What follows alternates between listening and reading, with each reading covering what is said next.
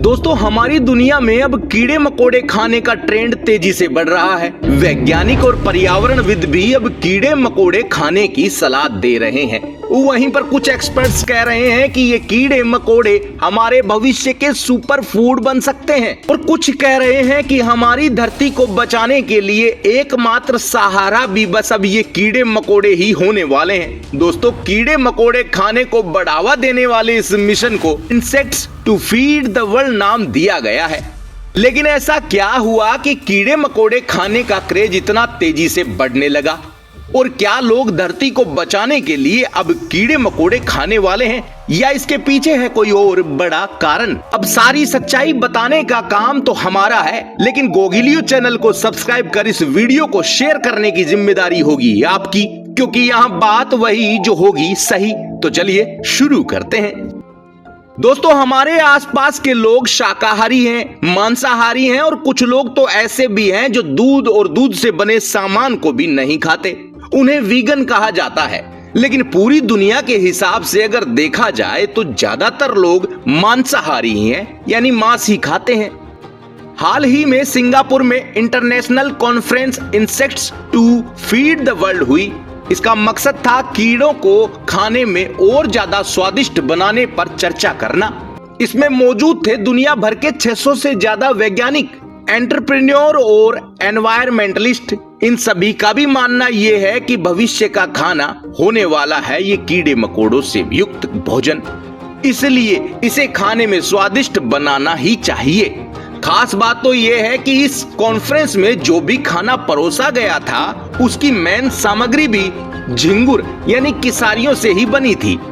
जैसे मसालेदार crickets लक्सा, chilli crickets जो कि सिंगापुर की एक प्रसिद्ध डिश चिली क्रेप का नया वर्जन है। इसके पीछे का मकसद है कि दुनिया बाकी के खानों को छोड़कर कीड़े मकोड़ों को खाने लग जाए। अब वो भी दिन दूर नहीं जब आपके घर में कभी भी दिख जाने वाले झिंगुर की कीमत बढ़ जाएगी। यूनाइटेड नेशन भी कहता है कि दुनिया में 2 अरब से ज्यादा लोग तो पहले से ही अपने रोजमर्रा के खाने में झिंगुर और टिड्डों को अपना चुके हैं। ये लोग एशिया के हैं, अफ्रीका के हैं और लैटिन अमेरिका के हैं। हेल्थ एक्सपर्ट्स बताते हैं कि अगर हर रोज 6 झिंगुर खाए जाए तो एक आम आदमी एक दिन की प्रोटीन की पूर्ति कर सकता है, वो भी बड़ी आसानी से। इन्हीं झिंगुरों से बने प्रोटीन पाउडर और स्नैक्स अब भारत में बिकने लगे हैं। समय के साथ अब ये आम होते भी जा रहे हैं। खासकर हेल्थ और फिटनेस से जुड़े लोग इनका इस्तेमाल करने लगे हैं। इसके अलावा इन्हीं झिंगुर और टिड्डों से बने स्किन केयर प्रोडक्ट्स का भी ट्रेंड तेजी से बढ़ रहा है। दोस्तों, झिंगुर और टिड्डे जैसे कीड़ों में high quality protein, vitamin, minerals और हेल्दी फैट्स पाए जा रहे हैं, जो बीफ और पोल्ट्री के मुकाबले कम रिसोर्सेज के बिना भी पलते और बढ़ते हैं। इसके अलावा कीड़े पालने से ग्रीन हाउस इफेक्ट भी कम होता है, जो कि ग्लोबल वार्मिंग की समस्या को कम करने में भी मददगार हो सकता है।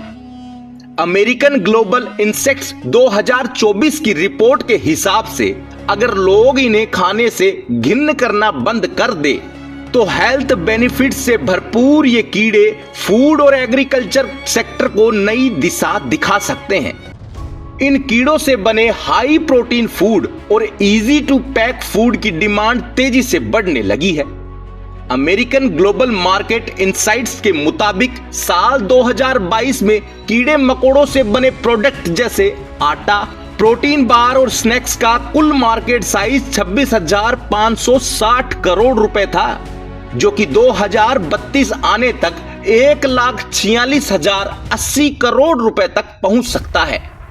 लेकिन आप सावधान हो जाइए, क्योंकि इन कीड़ों के फायदे हैं तो नुकसान भी तो हो सकते हैं।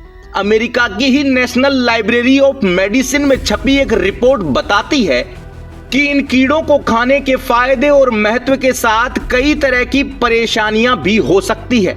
इसमें फूड एलर्जी होना तो आम बात है।